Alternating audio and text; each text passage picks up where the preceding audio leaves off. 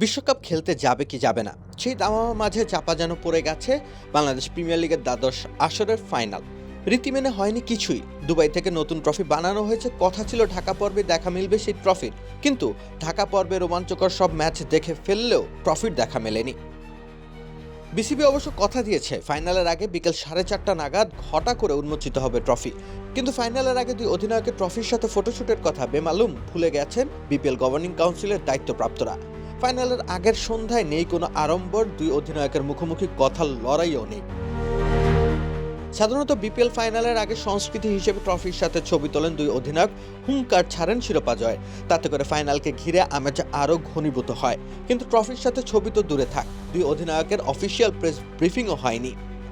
Magic herbal toothpaste দূর করে দুর্গন্ধ সৃষ্টিকারী দাঁতের সমস্যা। ইয়েস, দেখাও তোমার ম্যাজিক। ফাইনাল না হোক, যে কোনো ম্যাচের আগের দিন দুই দলের অধিনায়ক সংবাদ মাধ্যমের মুখোমুখি হন, সাংবাদিক তথা দর্শকদের উত্তরের খোরাক মেটান। কিন্তু এবার দলগত অনুশীলনের পর চট্টগ্রাম রয়্যালসের অধিনায়ক সাধারণ অনুশীলনের দিনের মতোই সাংবাদিকদের প্রশ্নের উত্তর দিয়েছেন। ফাইনালের আগে ঘটা করে হওয়া প্রেস ব্রিফিং ছিল অনুপস্থিত। এমনকি দর্শকরাও জানেন না এবারের বিপিএল এর চ্যাম্পিয়ন দল আর্থিক পুরস্কার পাবেন কিনা, পেলেও সেটা কত তাও জানেন না দর্শকরা। সেটাও বরং আমেজ বাড়াতো। তবে বিপিএল এর টিকিট বুকিং ওয়েবসাইটে টিকিট সব সোল্ড আউট। এর অধিকাংশই যে মাঠের বাইরে দাঁড়িয়ে থাকা কালোবাজারিদের হাতে চলে গেছে, সেটাও নিশ্চয়ই অজানা নয় কারো। তবুও বিপিএল ফাইনাল নিয়ে যতটুকু উন্মাদনা থাকার কথা তার সবটাই এবার ঠেকে গেছে বিশ্বকাপে অংশ নেওয়ার দোলাচলে।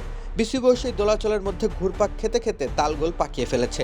তবুও কোনো মতে টুর্নামেন্ট শেষ হলে যেন বাঁচে। রাকিব হোসেন রুম্মান, খেলা ৭১।